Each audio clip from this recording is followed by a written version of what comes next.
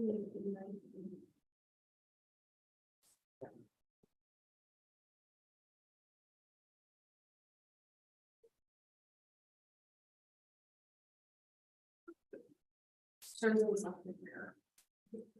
afternoon. This is Pat O'Connell. I'm calling to open our regular weekly meeting for Thursday, May 4th. So Ms. Amer, can you call the roll? Yes. Commissioner Aguilera. Present. Commissioner O'Connell. Present. Commissioner Ellison. Present. We have a quorum. All right, so next let's rise and do the Pledge of Allegiance. I pledge allegiance to the flag of the United States of America, to the republic for which it stands, one nation, under God, indivisible, with liberty and justice for all. We salute the state flag of the state of New Mexico, the Zia symbol of perfect friendships of the United States. Thank you. So we have in front of us a agenda. I think I know of a couple changes, so I'll go through mine and then commissioners, if you have any other changes. I guess there's one. In the utility matters under section 8, discussion and potential action. The hearing on the Timber Water Sanitation District is not concluded, so we won't be issuing a order or public hearing or having any discussion on that case in this meeting. So I would suggest we should remove that item from the agenda. Are there any other agenda changes or suggestions? I have two suggestions. We have two NOPRs listed under the consent agenda action items. And I would like to move both of those to the regular action items, just for quick discussion and visibility.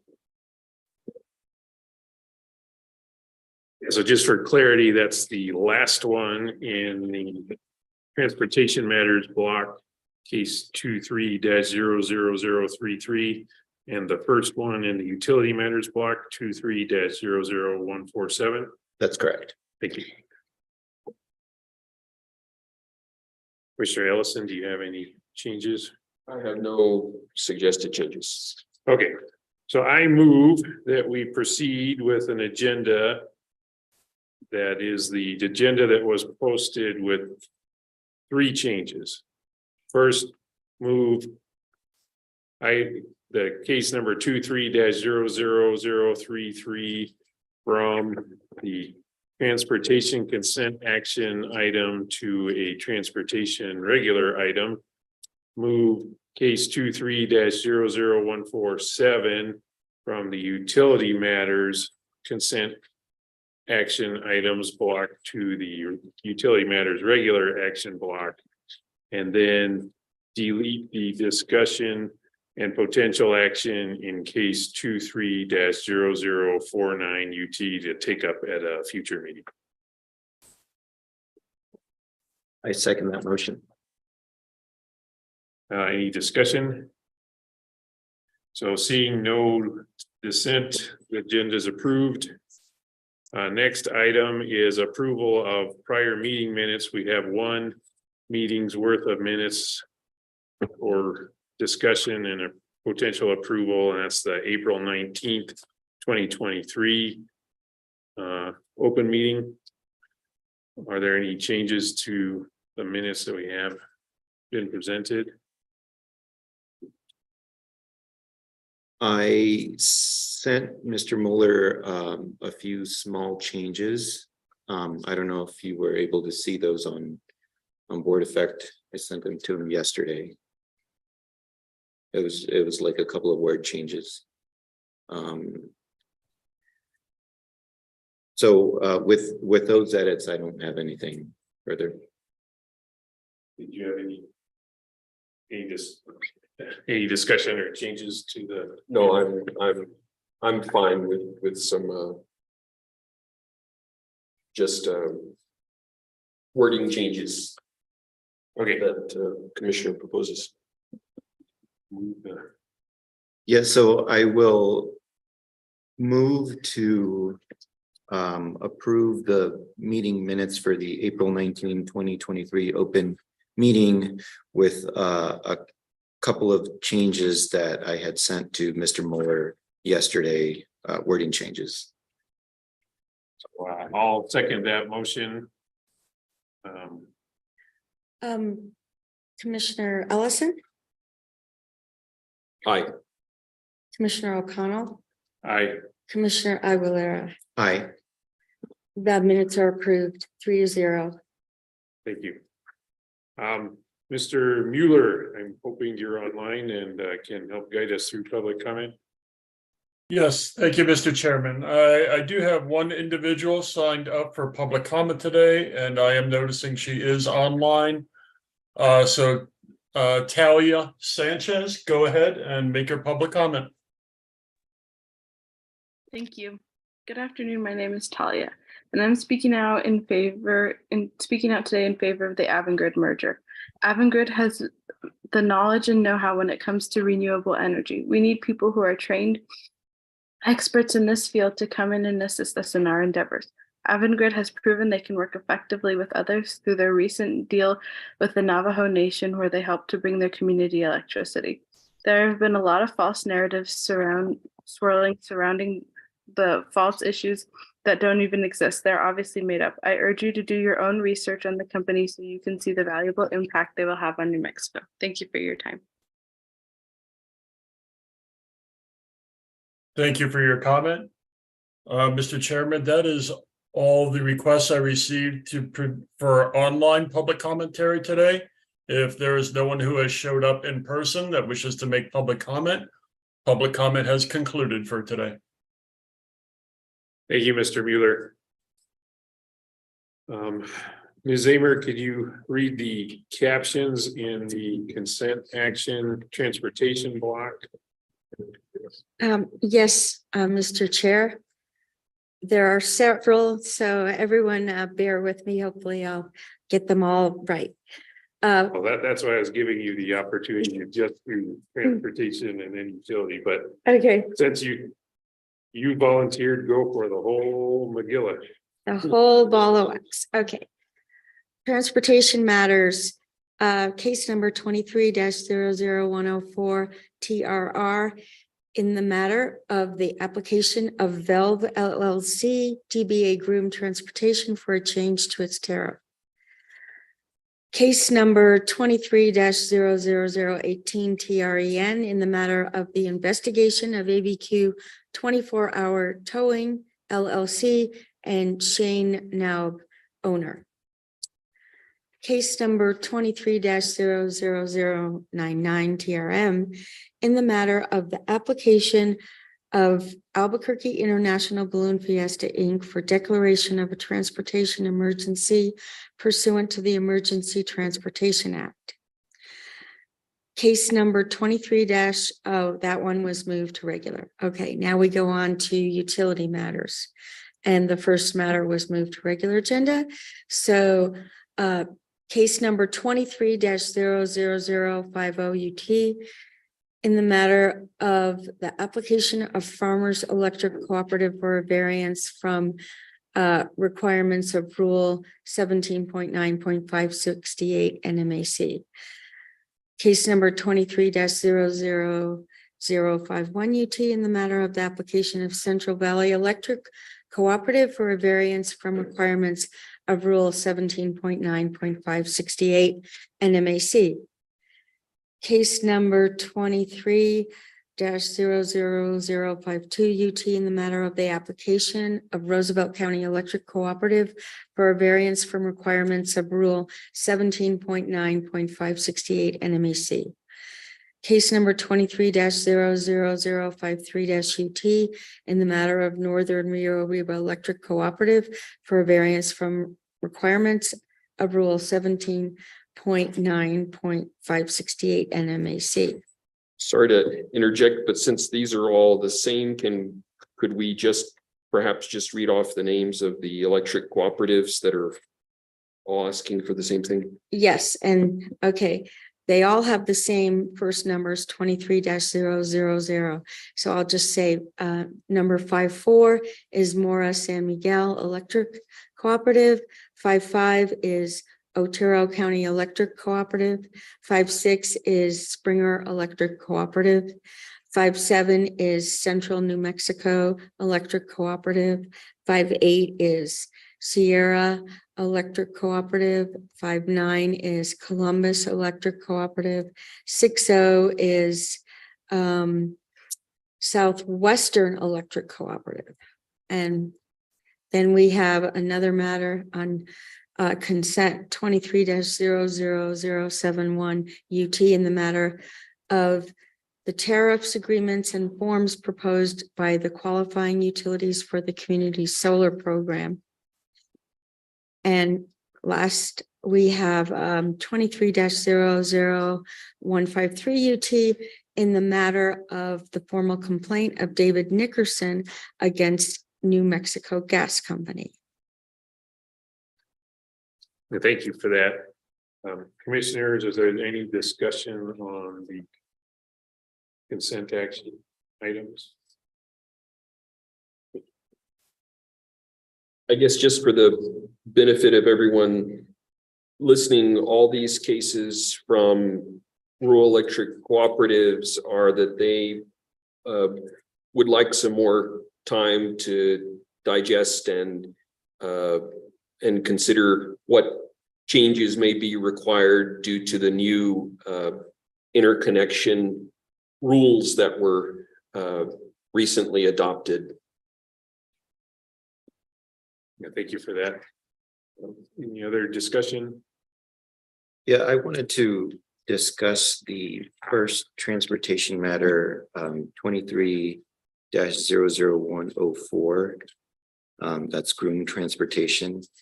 And I was working with OGC to make a couple of changes, not to the determination. I think the determination to approve is correct, but to include a summary of the proposed changes, which also includes a proposed rate increase, and in the determination to state the reasonable standard.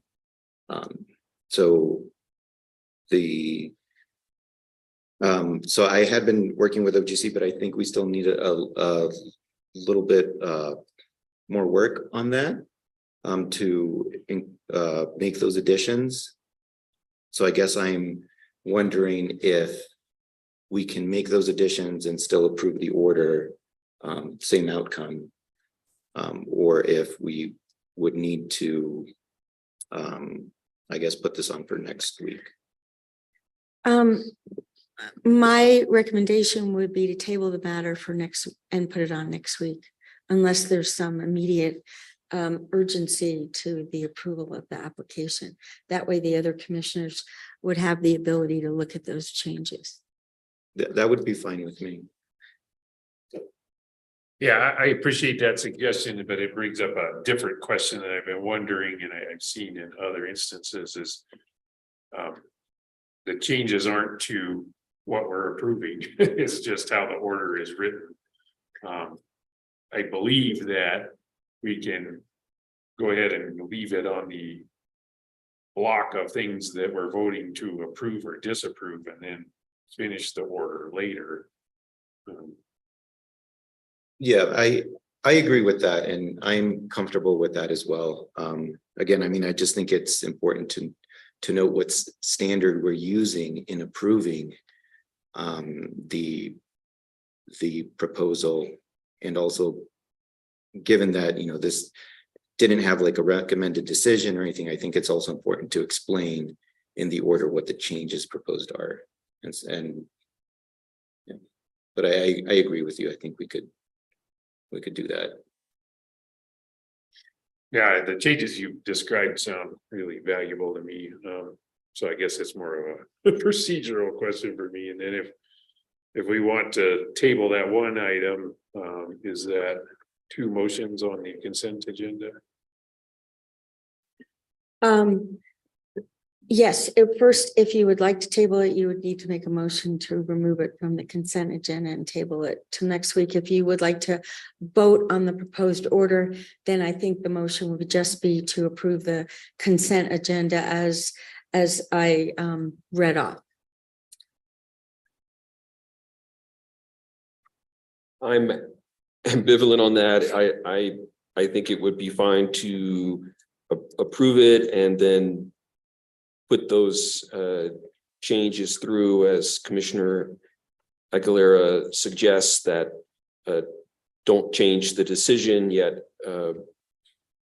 explain it better and state what the actual tariffs would be. And so I would be fine with approving that if that's what you'd like to do. Okay, so I will move to approve the agenda as Ms. Amer has read it, with revisions to item 23-00104 TR groom transportation. That order would be revised to add a summary of the proposed changes and state the reasonableness standard in approving the change, but would maintain the existing outcome. Yeah, I'll second that motion, but I do have a discussion before we vote. Is there any time frame to get that order issued after we have approved it? Our procedural rules state that it will be, we are able to issue it after business hours on the day that you vote on it. That being said, it could be issued tomorrow, and that would be the date on the certificate of service. Okay. The so- vote would be on today's date, but the certificate of service would say tomorrow's date. Yeah, and then not that I want Right, infinite time between voting. exactly. What are the limits? We don't really have that spelled out in our procedural rule. It becomes significant for purposes of filing notices of appeal. Okay, thank you. So, Any more discussion? Okay, so we've been moved and seconded to approve the items on the consent action agenda with a caveat, the order is still being finalized in case 23-00104. So you go ahead and take the roll. yes. Commissioner O'Connell, Yes. Commissioner Ellison, Aye. Commissioner Aguilera, I the consent agenda action items are approved 3-0. Thank you. Okay, first regular action item is a transportation matter, ratification of emergency action that the commission took at its last open meeting. So Mr. Mueller, can you lead us through that? Yes, thank you, Mr. Chair, and good afternoon, commissioners. And of course, I would be remiss if I did not wish you May the 4th be with you today. This is in the matter of the investigation of American transportation. As you may recall, at the last meeting, the commission took emergency action based upon the April 26, 2023 staff's petition requesting that the commission immediately suspend respondents' operating authority for operating in a manner that poses an immediate or imminent threat to public safety. Based upon that petition, the commission took emergency action at the open meeting, issuing its order suspending authority and to cease and desist. This vote then would ratify that emergency action taken by the commission, which would prevent us from dealing with the dark side of the Open Meetings Act and the Office of the Attorney General. So with that, if I could have a motion to ratify the emergency action that was taken at the prior open meeting.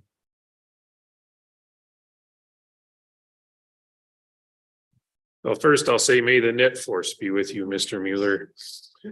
Yeah, I move to ratify the action taken during the April 26, 2023 open meeting on case number 23-00151 TREN. Second the motion, I do.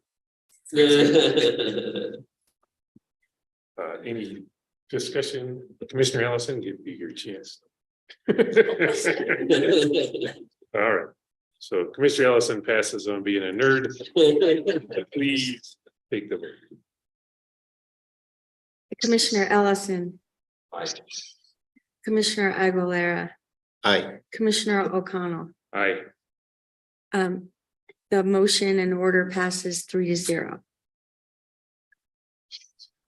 Okay, so next transportation item should be.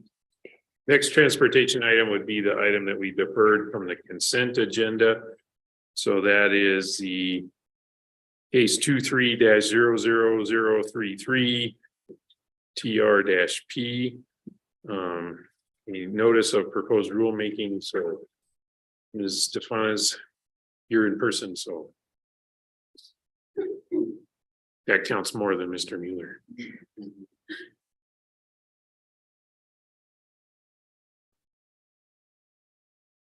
Commission, the proposed order in front of you. Thank you. The proposed order is an order to initiate rulemaking and issue a notice of proposed rulemaking. The proposed rulemaking would amend the minimum personnel requirement for ambulance services to allow for one EMT in the ambulance in certain circumstances. So this is the issue that we confronted a few meetings back with variance. That's or was it right. A waiver. That's right. There's currently a variance, but staff had recommended that it become permanent and that we make a rulemaking. Commissioners, you got any questions or discussion on that item?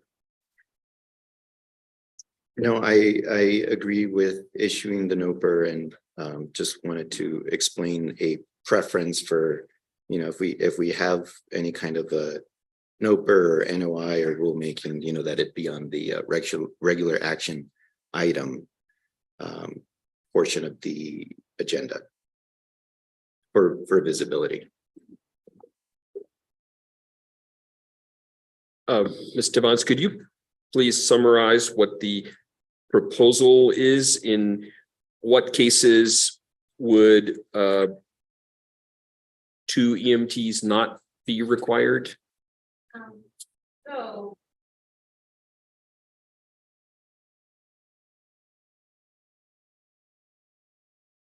Microphone check, please. Thank you. So when there is a planned, excuse me.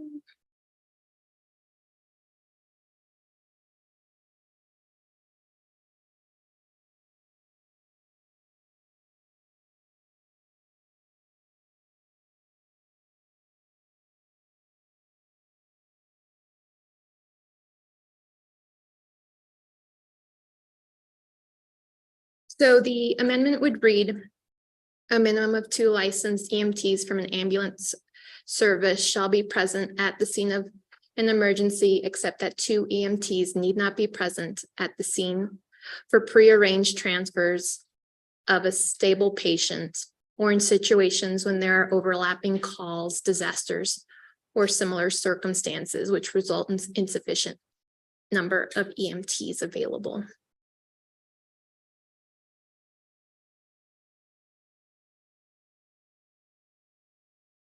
And also the 1 EMT in the patient compartment at all times during patient care and transport. So do those 2 things differ from the existing standard? Yes, in that the existing standard I will read you the existing standard. So the existing standard is that a minimum of 2 licensed EMTs from an ambulance service will be present at the scene of an emergency, except for 2 EMTs need not be present at the scene for prearranged transfers for a stable person in those unusual situations where there are overlapping calls, disaster, or similar unforeseen circumstances, which result in insufficient number of EMTs. And a minimum of 1 EMT will be present in the patient compartment at all times during a patient call. So if you recall our variance, understaffing in EMTs became the standard. So the unusual situation or unforeseen exception to this rule no longer applied to most of our, especially rural ambulance services. So what this allows is for some flexibility and at least 1 EMT for ambulance services. Okay, thank you.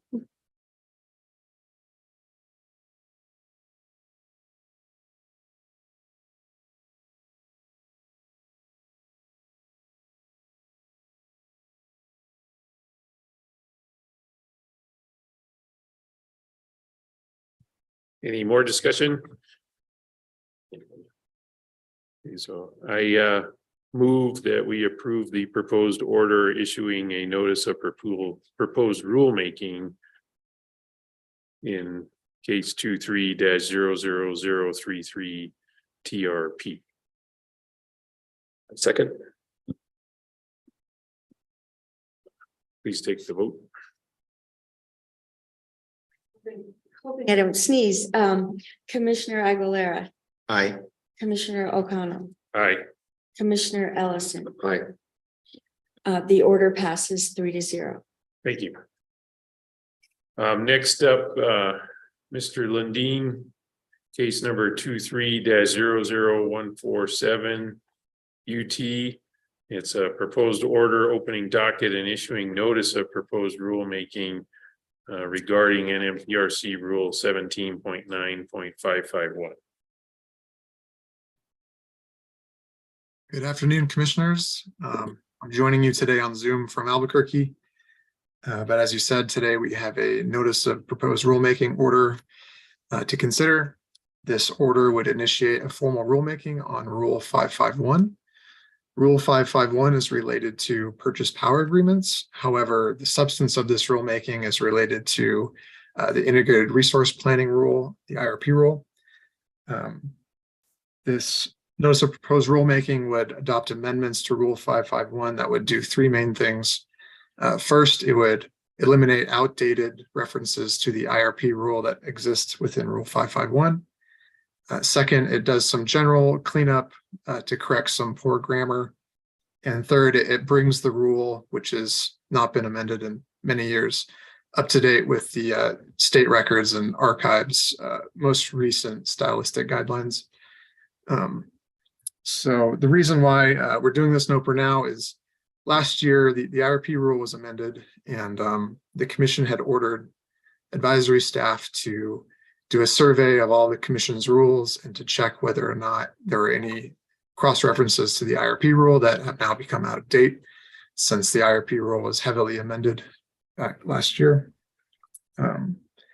We did that survey, and really it's only Rule 551 that had any cross references to the IRP rule.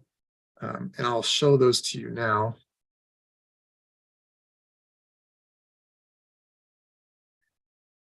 So hopefully you can see my screen.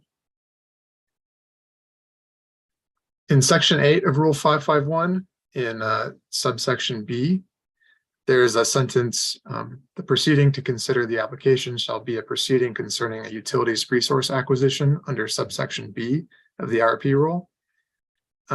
So that cross-reference procedure, subsection B, it doesn't exist. And if you go back in time, it hasn't existed since 2012. So this rule is more than a decade out of date. And there is not a corollary procedure to replace that with. And, you know, for the last decade plus, we've been doing proceedings to approve PPAs. And the status quo has seemed to work just fine without any replacement procedure here. So we can safely just get rid of this, and I believe the status quo will remain unchanged. Further, also in section 8, there is a reference down here in part 8. And all it says is as described in section 17.7.3.10 NMAC, which again is a cross-reference to the IRP rule that became obsolete as of last year when we heavily amended section 10 of the IRP rule. And again, there's not a corollary or replacement kind of procedure to reference there. It's just that was eliminated and that section was heavily amended. So it's safe to just delete this and move on. As I mentioned, there are some other general kind of cleanup and stylistic changes. So you'll see that throughout this rule, such as changing the number convention. Numbers over 9 can just be written in their numeral form. Numbers 0 to 9 should be spelled out. And this using a bracket and a numeral is no longer proper. So I went through the rule and I made those changes, and that's just cleanup stuff that'll be required by state records and archives. So with that, I'll just say that this should be a pretty uncontroversial and simple rulemaking. It should be basically the minimum time we can do to pass a rule, and I don't expect anyone to submit any comments on this, but I will stand for questioning. Thank you. Yeah, could you just review quickly the deadlines for submitting comments and, just what the key dates are as we proceed through this process? Yes, sir. So according to the rulemaking rules, from the moment we issue an NOPR, we must give at least 30 days prior to requiring a public hearing or requiring commentary. So in this case, we're issuing the NOPR today on May 4th, and first comments will be due on June 22nd. So it's greater than 30 days, just to give a little bit extra time. A public hearing will be the following day on June 23rd. And I believe these are Thursday and Friday of June. With that, I'll also mention that we are not able to, pursuant to rules, we're not able to issue a final order in this case until 45 days after this matter is circulated or published in 2 newspapers of general circulation. So Lori and I will work on doing that this coming week. And so that the soonest we'll see a final order in this case is 45 days after that point. Thank you. Are there any more questions for Mr. Lundin? No. And I move to approve the proposed order opening docket and issuing notice of proposed rulemaking in case number 23-00147-UT.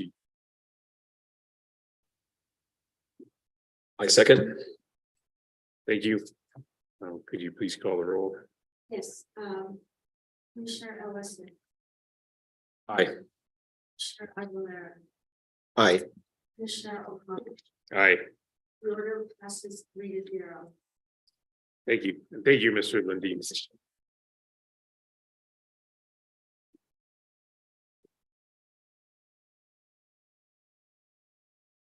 Okay, so having kicked off 2 rulemakings, we'll have a further discussion on more rulemaking.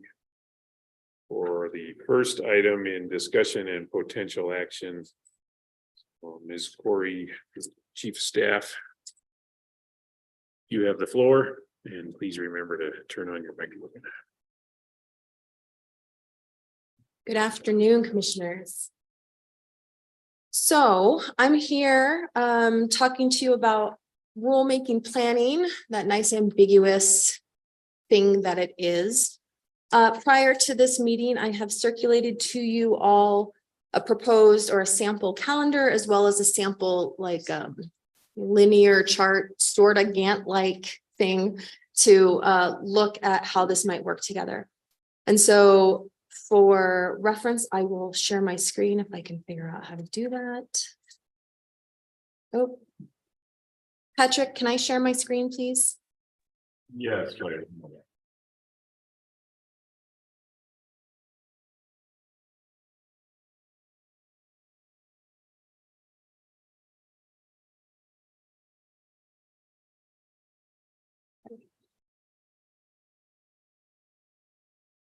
I think probably the most useful thing to look at is this Gantt-ish chart.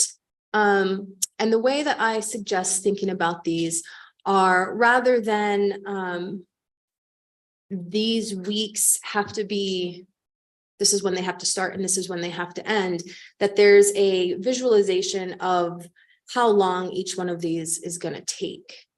So that's how I would recommend thinking about this as you go across. Each potential rulemaking topic is listed from top to bottom in a representation of sort of the discussions that I've had with agency staff and with some of you and with stakeholders, color coded by event, and building in the amount of time that we think it is likely to take to do a good job of drafting the proposed NOPR, as well as considering the record that is collected during the public comment and the rules hearing.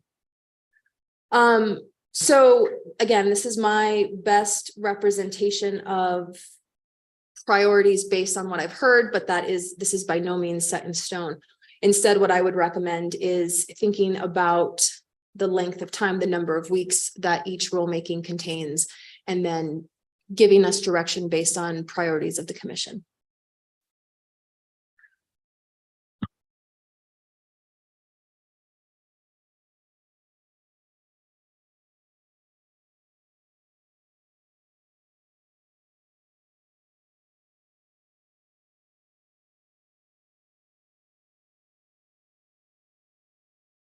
I should add, while you're considering, I also tried to include agency events that are going to take staff resources away from focus, not just staff, but participant resources away from focus on those rulemakings. So at the very bottom of this spreadsheet, you'll see I've titled it Other Agency Events. So that includes hearings, testimony, deadlines. I think it just includes those two things because those, in my estimation, are where the major time commitments are going to be. And then we knocked two of them out today, right? In terms of issue NOPR. Yes, and those two are the ones listed as issue NOPR on week 1. So week 1 starts May 1st and goes all the way through next end of April. There's also a corresponding calendar that I provided to you.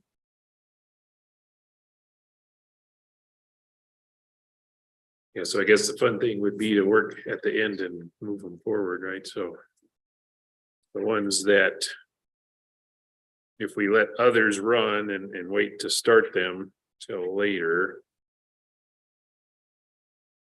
would be the resource adequacy planning and integrated distribution planning, reliability standards. So that's just an example of if we prioritize things like the RPS cost riders, taking on amendments to rule 1.2.2 first, then we might be looking at a year to get through all of this stuff. Is that a fair way to read that? That is a fair way to read it, I believe, and I apologize for people who are watching on Zoom because I'm going rather quickly, but all the way over to week 51, which would put it at the end, like the middle to end of April, was when we would complete, if we took it in this order and nothing else happened, there were no delays, there were no other hiccups, week 51, so just under a year to complete all of these. If you also desire, we can take, resource adequacy and integrated distribution planning and move them up on the priority chart, but that would mean that we need to move those other red ones, RPS and grid modernization, down, mostly because I just didn't see a way to do more than 2 complex red rulemakings at the same time. Then another way to look at this is this schedule doesn't slip really. Unless we wait till next week to do things like begin drafting NOPR for amendments to rule 1.2.2 and issue the NOPR in the TNC non-emergency medical transport. Is that right? So we've got like a week to digest and pick different priorities if we want, or Right. without losing week 51. I think that's correct, Commissioner. Some of the work drafting is already happening based on estimations and staff time. So we're doing our best so that we're not losing time as we speak. You know, you saw today the 2 rulemakings that were on the agenda. That was my estimation of things that we can fit in that are necessary, that wouldn't otherwise interrupt the priorities that you all want to set.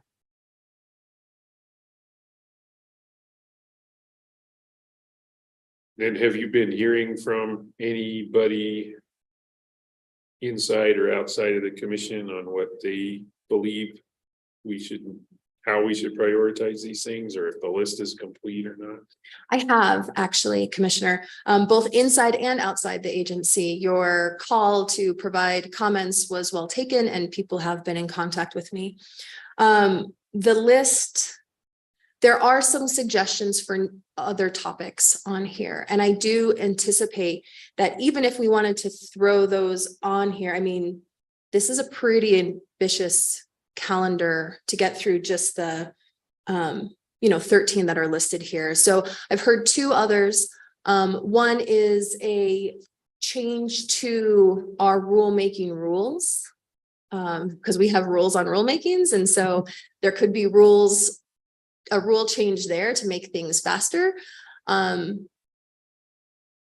We also comply with the state records and archives rules and other rules too. So it's not just our rules there. And then the other comment that I received was a desire to reopen the interconnection rules. So those are 2 additional items that we could add to this rotation. I also think that it is likely that more topics are going to occur to you, to us, to everyone as we move through the year. And so even if we set priorities today, my recommendation to this commission would be that we revisit this chart in October or November. Yeah, I've already seen a couple bubbling up in testimony or recommended decisions or those kind of places too. Any questions or discussion? Sure, I'd like to make a few comments. I appreciate this, Ms. Curry getting this down on paper with thinking about the potential length of these proceedings and how we might think about working with that. A couple of things, I would really combine the grid modernization and the integrated distribution planning. I really see those as 2 sides of the same coin. If we're talking about, for example, improving reliability, that's not just some gadgets that you might put on the existing grid, as you might think of with grid mod, but it can be, well, how are you planning your distribution investments? And similarly, well, so the 2 topics are really intertwined, and I would really argue for combining the grid modernization and the integrated distribution planning.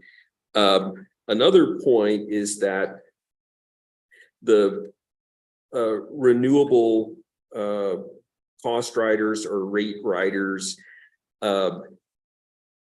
it's a little more on the cleanup side of things, and I personally would not put that as a high priority. It really is an issue if a utility has done a competitive process for a new renewable generator that they would like to add, and if a third party developer were to win that competitive process, then it would be compensated through the fuel and purchase power adjustment clause, so it wouldn't be a renewable rate rider. But if the utility wanted to have it on their balance sheet and could show that that was the best proposal, then the commission would consider whether it would be best for that to be compensated through the base rate or through a renewable rate rider. So I guess what I'm saying is that those sort of decisions are few and far between, and we can decide those on a case-by-case basis when they come up. So it would be nice to kind of put the issue to bed and do the third NOPR and get it decided, but it's not really a high priority in my view when we look at some of the other things. And I guess what I would really like to advocate for is that we move the reliability standards up in priority as, maybe the top priority of those red items. I feel that it's relatively simple compared to the grid mod integrated distribution planning, and that when we start dealing with the grid mod integrated distribution planning, the subject of reliability is going to come up, and it's a good idea for us to have in, at least if not in place, at least in progress, better reliability metrics and reporting. I also I know I've mentioned this before. Arthur O'Donnell and I have been in touch with Lawrence Berkeley, and they're ready to help us out, really on both of these topics.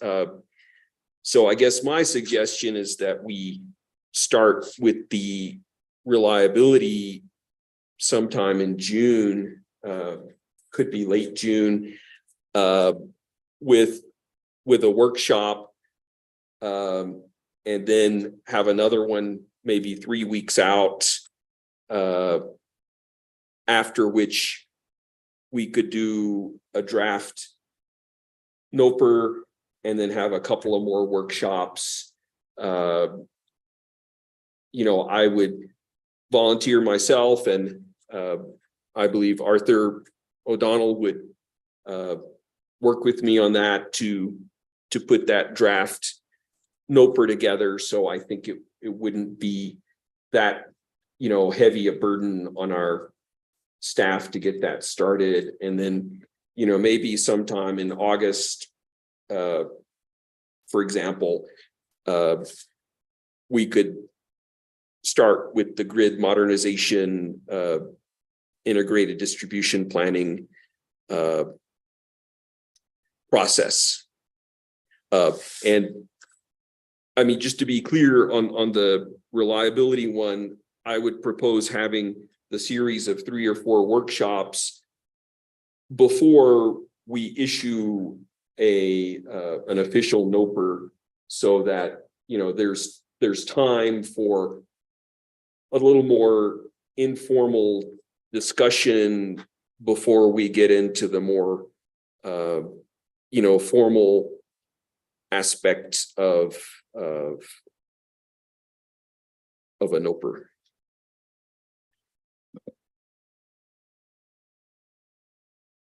So just summarize what I think I heard was, idea would be combine 3 ideas on this table: grid mod, reliability, and distribution planning. And then follow a process that sounded a lot similar to what's kind of laid out here for grid mod, right? Open an inquiry in a couple of weeks, have some workshops, draft a NOPR after the workshops, issue the NOPR in week 16. Does that feel like what you were thinking?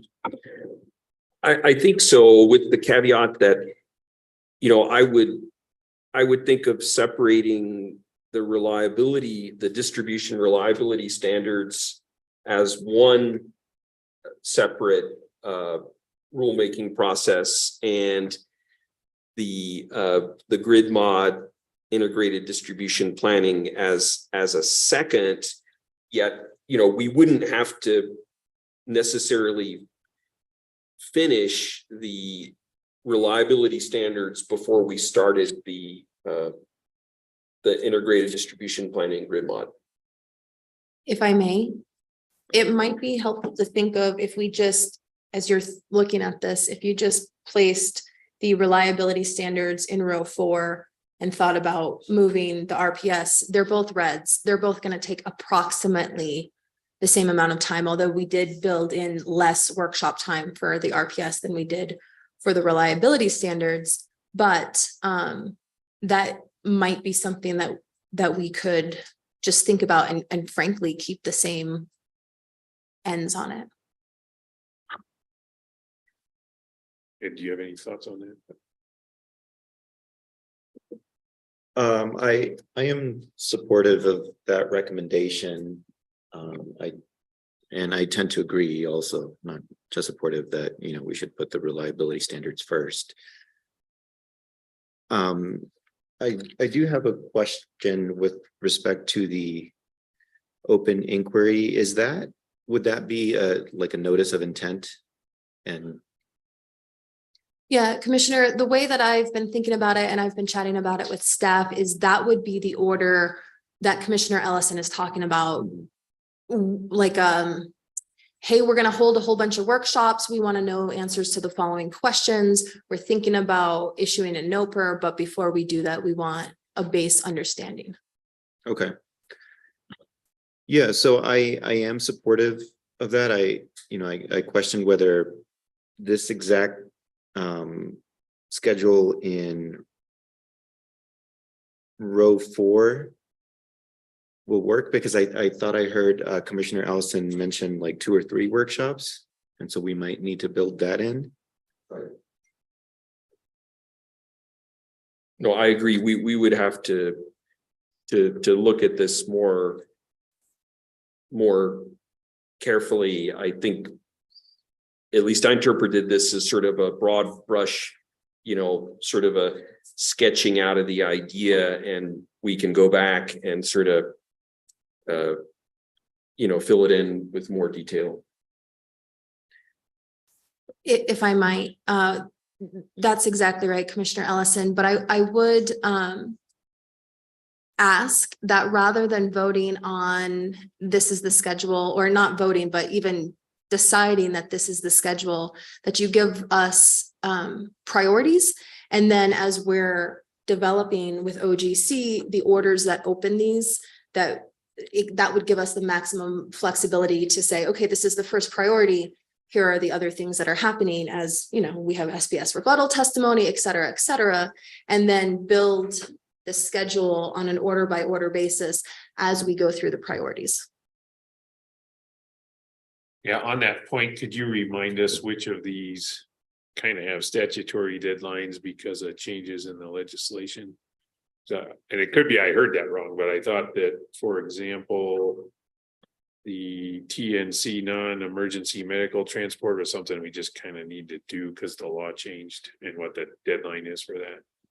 Absolutely, Commissioner. It's really these first several that I've highlighted here on the Excel spreadsheet. It's the ambulance EMT requirements, which are open today because that's on a variance and we need to make sure that the variance doesn't expire without rules. And it's also the thing that you just said, that one, the non-medical transport, that one. Yeah, that's the other one that goes into effect July 1st. And so we need rules in place either July 1st or very shortly thereafter. So we should expect that to be on the agenda next week. Yes. Okay. And then I appreciated your discussion and comments, and like Commissioner Aguilar, I agree with it'll be hard to separate those topics without talking about them. So maybe rather than pretend we can, let's just start with them coordinated. And then why I wasn't that hung up on the schedule is because I figured by the time we got through a couple of workshops, the right answer would emerge in terms of a path forward. Is this one rulemaking or three or whatever? So I liked your suggestion, and especially like your volunteer to lead that. So and then Art, you got voluntold, it sounds like. So then the other comment I have is just on this idea to let's add the interconnection rules to this list. I kind of feel like, you know, utilities had 2 years to be creative and constructive in that process, and based on the record I saw, they weren't. So if utilities want to reopen that rule, I'm going to need to see them prime the pump with, this is how we can move forward. That's better than the track we're on right now. So that's another open invitation. I wouldn't make it a priority until somebody shows they're ready to address the problem.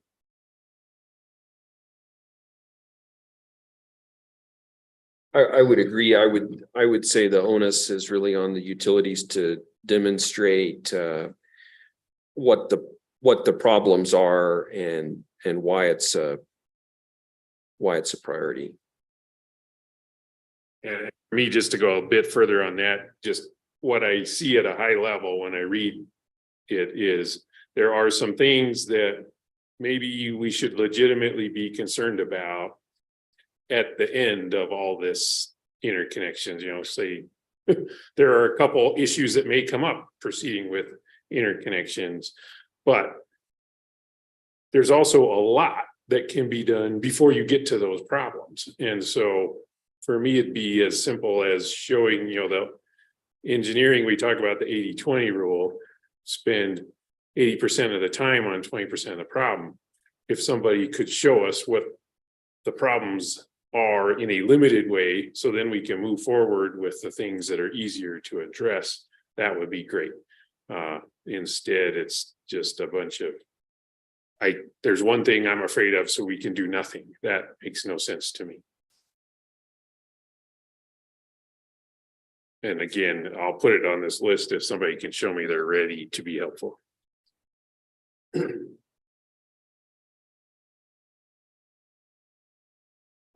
So thank you for putting this together. I think this is fantastic and helping us get organized. And I wanted to clarify that none of the dates here are firm, right? They're for illustration and to help us get organized, but you know, we should have the flexibility to add more time if needed. So I just wanted to clarify that. And this is, yeah, I mean, this is a very ambitious plan. You know, it looks achievable on this paper, but you know, once we start putting the work in, I'm sure it will feel like, why did we decide to do it that way? But anyway, so yeah, I just wanted to clarify that, you know, I expect the dates to be fluid, but I think, you know, it's good to be ambitious and flexible for when we need it. Right, we've got a few other things to decide on the side here. Couple of rate cases. Couple of You're talking about the lines in white below the. right. So, All right, so let's Uh, just, it feels like this has been a very productive discussion. Just try to collect where we're at. What I've heard is Commissioner Ellison will work with Arthur O'Donnell on 3 of these rulemakings and hopefully start scheduling workshops so we can figure out where to land on those. We should expect to issue a NOPR at our next open meeting on the non-emergency medical transport, and I'm assuming somebody's working on that.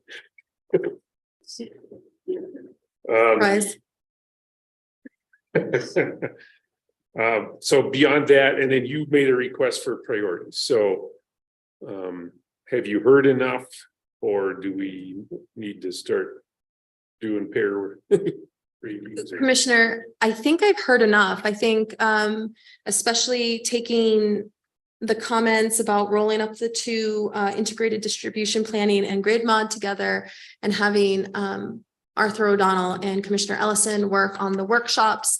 I'll work with our team to get moving on everything else in the sort of order that we've presented. And I think that's enough to get us moving at least through these next couple of weeks. Great, thank you. And thank you for moving this forward. I mean, and just to clarify, so we're agreeing that the reliability and the grid mod IDP should be at the top of our, I guess, our A group priorities, and that we can shift the RPS cost rider down in priority. Commissioner, that's how I understand it. And what I will do to make things clear is I'll change this and recirculate it to you and to staff so that we can all be working from the same Excel spreadsheet. great, thank you. Next item on the agenda is a discussion item. It's a potential order opening docket for filing and consideration of broadband program applications. We issued a single signature order this week opening the docket. So Mr. Fisk is here. So I'm looking at the computer screen, but don't need to. Good afternoon, commissioners. Good afternoon. So this is on, as you said, the order has been issued to open the annual docket for receipt for filing and consideration of broadband program applications for funding from the Commission's broadband program, which is within the State Rural Universal Service Fund, or the SRUSF.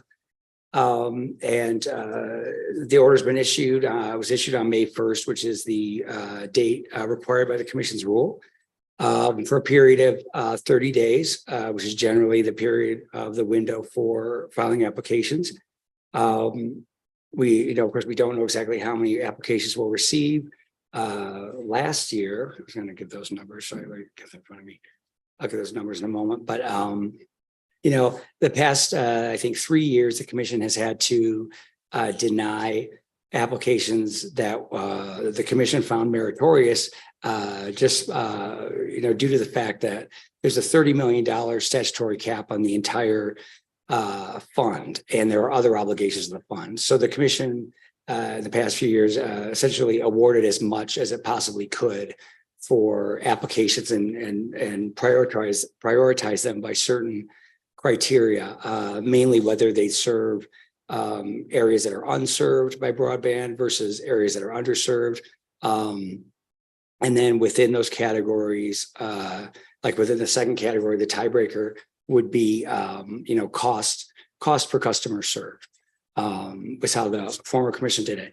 It's going to be a little different this year because the commission is required to coordinate with the state broadband plan, which is prepared by the Office of Broadband Access and Expansion, which is within NMPRC. Last year, there was no plan in place at the time that the commission was selecting projects. So the commission simply selected projects based on its own criteria. But this year we will need to coordinate. So we'll be working on that. But the first part of the process is that Eugene Evans, who's our telecom engineer, will, after all the applications are received, will review the applications to ensure that they meet the minimum qualifications that are spelled out in the broadband program rule. And, you know, in all past years, every application met the minimum qualifications. And then staff will present, Eugene will present to the commission on or before, I believe it's September 1st under our rule, the applications, we'll give summaries, and also, you know, the commission can review the full applications. And during the process of review, he'll speak freely with applicants to clarify any issues and to ask for additional information and clarification. Often it's about engineering issues. And then after those are presented to the commission on September 1st, it will be in the selection process that, you know, I'll be looking at the plan, talking to the Office of Broadband Access and Expansion. And in fact, Commissioner Aguilera and members of the Telecom Bureau will be speaking with them next week. We're having a meeting. So we'll start the coordination process. And that's something that we can shoehorn into our existing rule. I mean, we will need to do a proceeding, you know, after we have a current proceeding for the SRUSF rule that was to incorporate 2021 legislative changes that will be completed as per the schedule that was provided by Choya in April. I'm sorry, not April, June. And then we'll have to start a proceeding to incorporate the new legislative changes. But even though we received applications already, will and don't have the rule in place that would take into account the 2021 legislative changes, we can still we do this under the current rule, because the current rule is not is sort of non-specific. It doesn't it's specific on a lot of points, like the minimum qualifications, but it doesn't, in the selection part of the rule, it doesn't commit the commission to any particular criteria. So we can go ahead, you know, the law is a law now, and from the 2021 legislation that we have to coordinate with that plan. And so we can go ahead and do that under the current rule as it is. So we will do that. And this will be the first year that we've done that coordination. So we'll figure it out as we go. I'll take any questions or comments. Yeah, thank you, Mr. Fisk. Appreciate that presentation and looking forward to the process. Any commissioners, do you have any questions? I don't have any questions, but did want to note, as Mr. Fisk mentioned, that I will be meeting with the Office of Broadband Access and Expansion on Monday, and they're going to show me their 3-year plan and recent awards. And I appreciate, you know, them reaching out, because I do think it's important to make sure that the plans and awards are coordinated so that we don't duplicate efforts, and so that we are able to find an equitable way of distributing the funds. So. Great. Mr. Fisk, could you mention about how much in funding will be available for the next fiscal year? Well, we won't know until we see what the access reduction support payments will be this year. Those are the payments that go to the rural ILECs as per a calculation that's in the statute, that's in the Rural Telecommunications Act. And as you have heard from Mike Ripperger, one of the bills that was passed this year is going to change and actually freeze the amount of those payments, I believe, starting, but it doesn't start until 2024. So this year we'll be gathering information, as we usually do, from the rural ILECs to calculate their payments. And the item or the input to that calculation that changes from year to year is the number of access lines served by those rural ILECs. There's an adjustment made to their payments based on the percentage change in the access lines served. There was something that was added to the Rural Telecommunications Act in 2017. And it was, mainly for the purpose of bringing the level of the payments down, because these are the rural ILECs being, wireline service companies, have been seeing their wireline customers, the number of those customers reduced. But we actually had a surprise a couple of years ago because they went up a bit. So the adjustment can go either way. So we'll have to see how much those payments are. And there are a couple of other things under the SRUSF that are paid that are much smaller amounts. For instance, the federal government has what's called a lifeline program, which helps people pay their bills based on their telecom and broadband bills based on their own low income status. And the commission has a matching amount for anyone in the state who qualifies for that program. An additional $350 is taken off their bill. But that's a pretty small portion of the SRUSF. So really we would take out, you take the $30 million cap essentially, and you subtract out those ARS or access reduction support payments, the LITAP, that's the matching lifeline amount payments. We pay a certain fee to our administrator, and also Sacred Wind is under a special provision that was adopted by the legislature a couple years ago. They receive an ARS like payment. They didn't qualify for the deadline, in 2005 that defined rural ILECs, but they get a payment that's similar, and that also has to be calculated. So after all that, whatever is left is what the commission has generally paid out for the broadband program. And then last year, that was, and I do have it in front of me now, that was about $11.9 million in funding. Yes, that's the total. So that's what was left over after all the other payments. And so we'll have to see this year.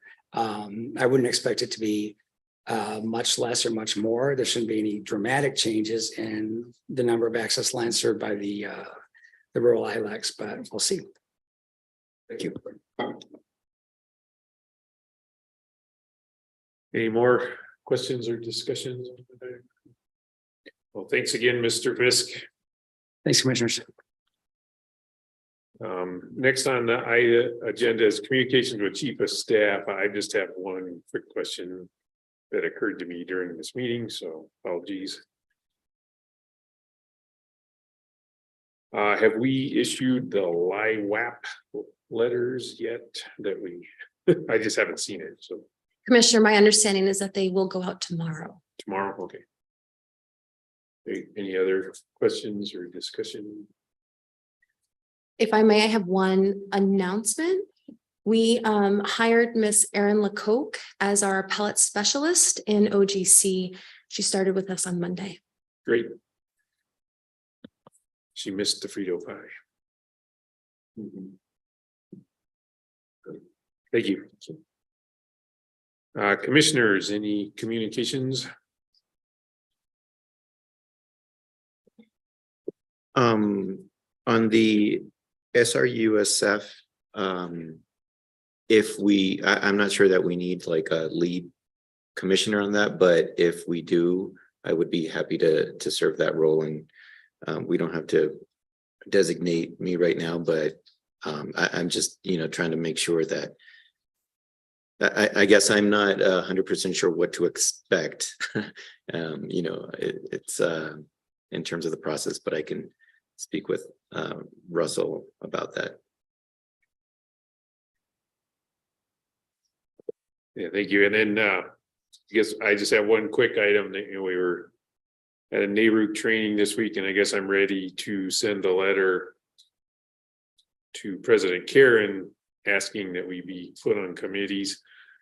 So I don't know if we have to vote on that or not, but I just thought I'd bring it up now. That'll be on a agenda next week.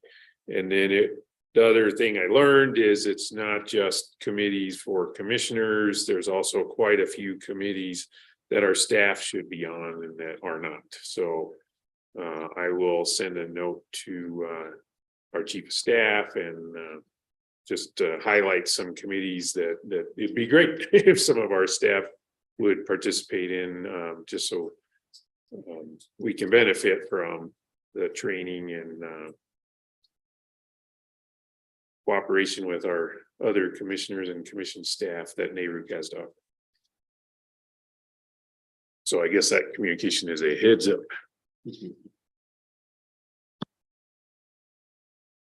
And I would certainly support Commissioner Aguilera's being our point person on the broadband initiative. I think that's a good idea to have someone who is willing to delve into that issue. On the committee assignments for NARUC, I was thinking that I'd be willing to sign up for the gas committee to really get a feeling for what are other states doing in this area and some best practices in this area, if that's okay with both of you. And I did notice, I guess there are a lot of different staff committees on NARUC, and one of them being accounting. We had someone from accounting speak to us at this new commissioner training, and we don't have a representative from New Mexico, and it looks like that that could be an important vehicle for staff to learn from each other and learn from what practices are in other states. I plan to be going to this rate school class that NMSU is putting on, and that's the week of the 15th, I think. And so, I guess I guess we'll see how heavy the agenda is for the 17th. Exactly what I'm going to do about that, but my plan is to be to try to be as involved as I can in those classes the week of the 15th. I did want to mention as well, you may have seen it, some information that was new to me came to my attention about Winter Storm Uri and the gas situation, and I decided to send a bench request to New Mexico Gas with a series of questions to just try to get an understanding around that situation and the extent to which the governor of Texas's decision to ban exports played a role in what happened with New Mexico Gas purchasing very expensive gas. I guess that's about it. Yeah, thank you. And I just wanted to third the motion that it's great that you can participate on that broadband effort. So, anything else? Yeah, I'm just wondering whether we want to make a decision now on the NARUC committees. I would be happy to serve on the committee on electricity. At some point I might also want to add myself to the public interest committee that they have. I at the moment don't want to bite off more than I can chew, so maybe I'll hold off on that one for now. Yeah, that's great. And so anyway, I guess like I say, I'm gonna use this as opportunity to really dig in and understand what it is we have to vote on and what we don't, so that's why I'm deferring it to next week, but it'll be, so based on what I just heard, proposal will be Commissioner Aguilera on electricity, Commissioner Ellison on gas. I think I'll ask to be added to the Committee on Energy Resources and the Environment. And then if you've got, because those are in the primary group of committees, they'll only accept one commissioner from each state in those groups. If there are other committees that we can do in addition to those that you're interested in, let me know. So I'll just send one email to the neighbor to get those on, and then we could just add staff people as they show an interest. But I think not only is that opportunity to learn something, it's a great development opportunity for everybody. So. So anyway, that's why I'm holding back on the vote, because we haven't noticed it, but because process is king is one of the things we learned at this training, right? So are there any more discussion or conversations? I know we've got I see hearing examiner Hurst floating around the back round. We want to get at least another hour in on the Tiburon hearing. So in that, we will adjourn.